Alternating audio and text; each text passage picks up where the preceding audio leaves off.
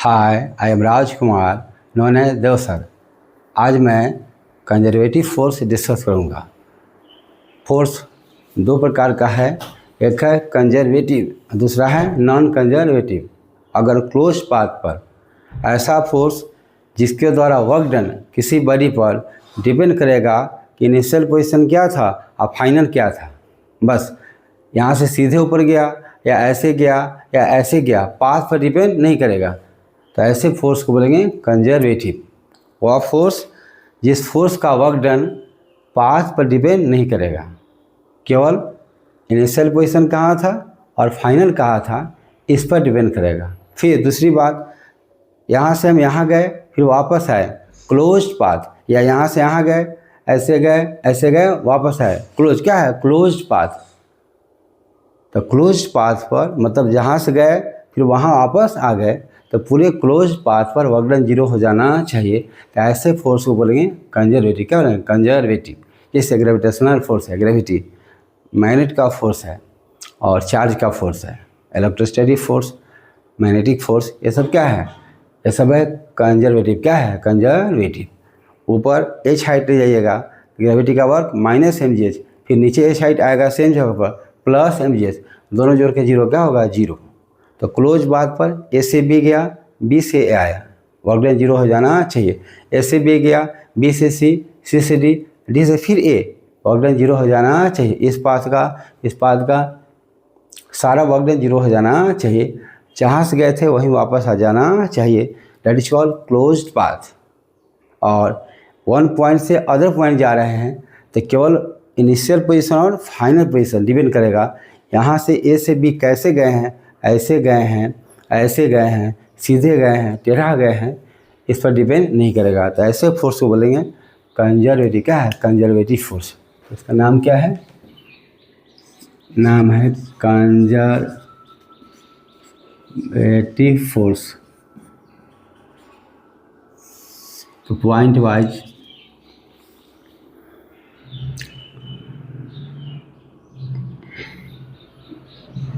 Conservative force तो क्या होगा, work done by force does not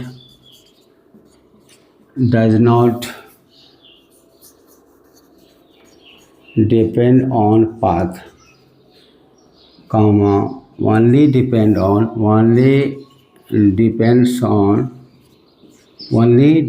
on initial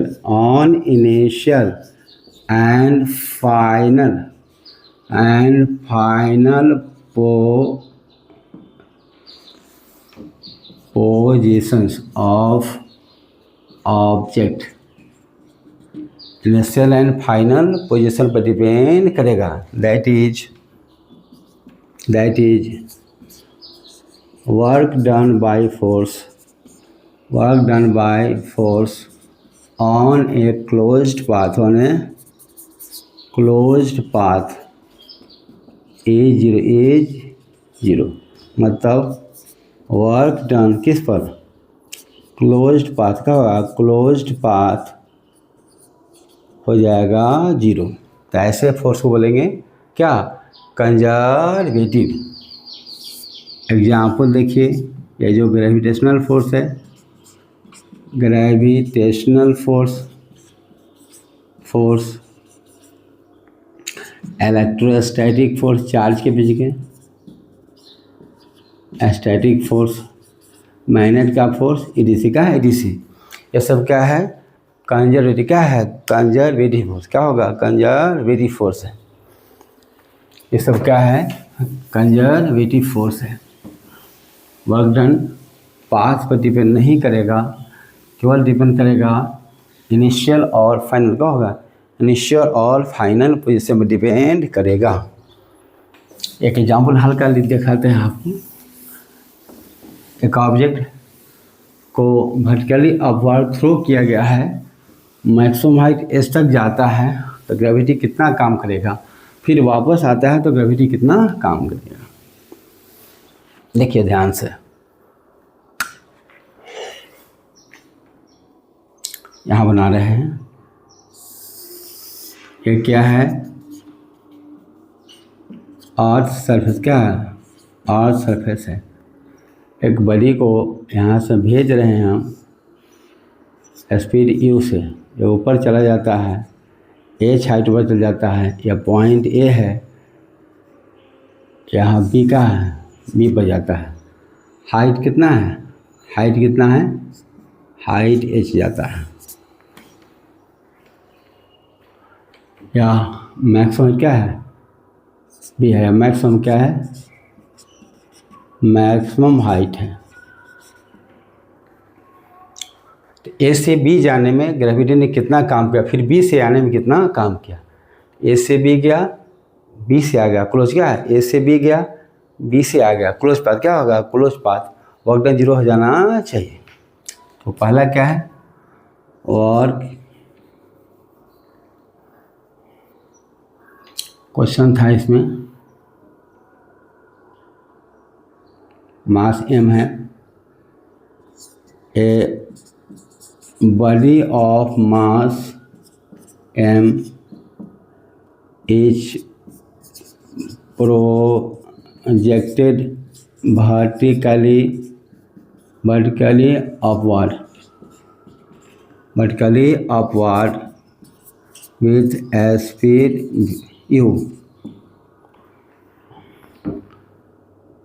Find the work done by gravity, till it returns to same point A। ऊपर भेजा, उसी point पर लौटेगा, तब तक कितना काम किया गया है क्लोज पाथ पर। तो सॉल्यूशन क्या होगा, यह हो गया क्वेश्चन। क्या लिखेगा, work done by gravity on body till it goes from A to B। इसको मान लेंगे, वर्क डन क्या होगा, A to B, work done A to B कितना हो जाएगा, ग्रेविटी नीचे है, डिस्टेंस ऊपर है, तो माइनस एफ एस, फोर्स कितना है mg, minus mg S H के बराबर। Also work done by gravity on body till it returns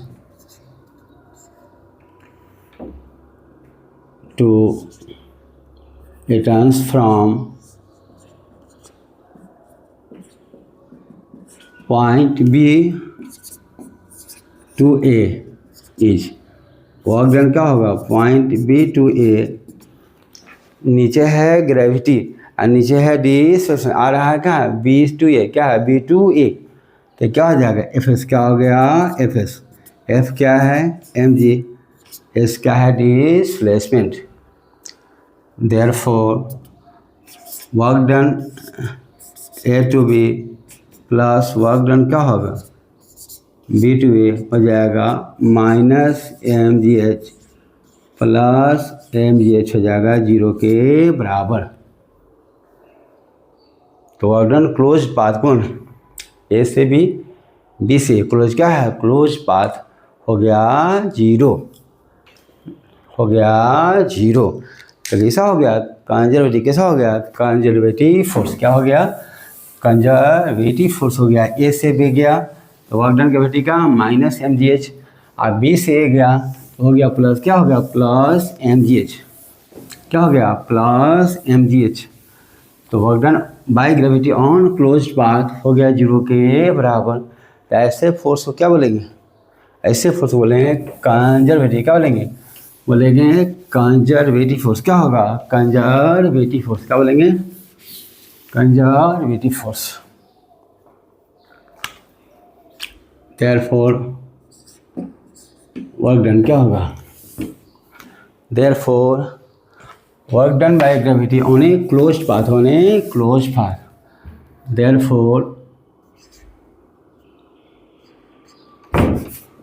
therefore work done by gravity on a closed path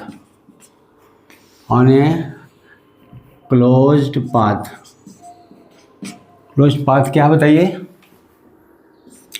work done A to B plus work done क्या होगा B to A A0 is 0 hence gravity is a conservative force।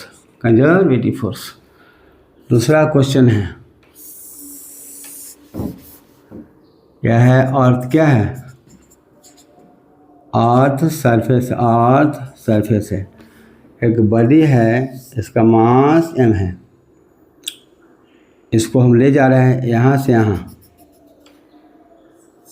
कितना height? h height. या पहला path है।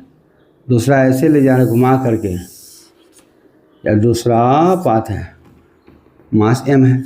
तीसरा ऐसे ले जा रहे हैं, नचा करके ले जा रहे हैं। या थर्ड क्या है? थर्ड पाथ है। इनिशियल पॉइंट सेम है, फाइनल पॉइंट सेम है। तो पहला पाथ से ले जाइए, दूसरा से या तीसरा से, वर्क डन सेम क्या होगा? सेम होगा। मान लो तो आप क्या देख रहे हैं? बॉडी को पॉइंट A से ले जाना है B B तक। Initial position and final same है। क्या लिखिएगा? एज इनिशियल क्या होगा? पहला पास से ले जा रहे हैं तो A से B, दूसरा से ले जा रहे हैं A से B, और तीसरा से भी ले जा रहे हैं A से B। तो इनिशियल पोजीशन और फाइनल सेम है, तो वर्क डन सेम क्या होगा? सेम होगा। क्या होगा? सेम होगा। And initial and final positions for all paths is same क्या होगा? सेम। तो वर्क डन बाय ग्रेविटी हो जाएगा सेम। क्या हो जाएगा? सेम हो जाएगा। कितना? माइनस mgh क्या होगा? माइनस mgh के बराबर। कितना होगा? माइनस mgh के बराबर। मान लो यह हाईएस्ट क्या? हाईएस्ट पॉइंट है। यहाँ वेलोसिटी क्या हो गया? 0। क्या है? 0। क्यों 0 कर दिया है? मान लीजिए ऐसे ले गए, वेलोसिटी 0 है, ऐसे ले गए, वेलोसिटी 0 नहीं है, तब चेंज इन काइनेटिक एनर्जी, तो और वर्क करना होगा। तो यहाँ भी रेस्ट में था, यहाँ भी रेस्ट में है। उठाकर ऐसे ले जाओ, ऐसे ले जाओ, या ऐसे ले जाओ, पाथ सेम है। सॉरी, इनिशियल पोजीशन सेम है, फाइनल सेम है। पाथ का पर डिपेंड फोर्स नहीं करेगा। तो अगर कोई एक्सटर्नल फोर्स इस बॉडी ऑफ मास m को A से B ले जाए फर्स्ट पाथ के द्वारा बिल्कुल सीधा, या थर्ड पाथ या सेकेंड पाथ, कुछ भी होगा, उस पर वर्क डन डिपेंड नहीं करेगा। तो बोले क्या होगा? कंजर्वेटिव। देखिए